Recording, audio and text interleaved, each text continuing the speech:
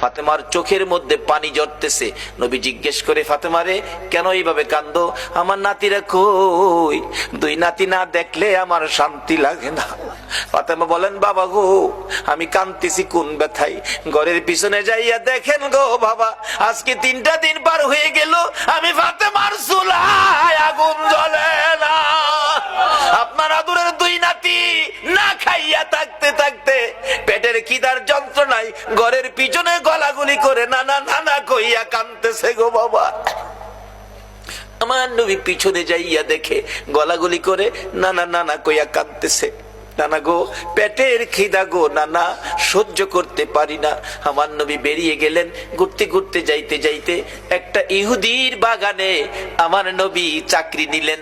কুয়ার থেকে পানি উঠাবেন, গাছের গোড়ায় পানি দিবেন, পানি উঠাবেন, 1 বালতি পানি 8টা, 1 বালতি পানি 3টা করে খেজুর, এইভাবে 8 বালতি পানি উঠাইয়া হাসাইন হুসাইনের মায়ায় আমার নবী বাগানে চাকরি পর্যন্ত নিয়েছে।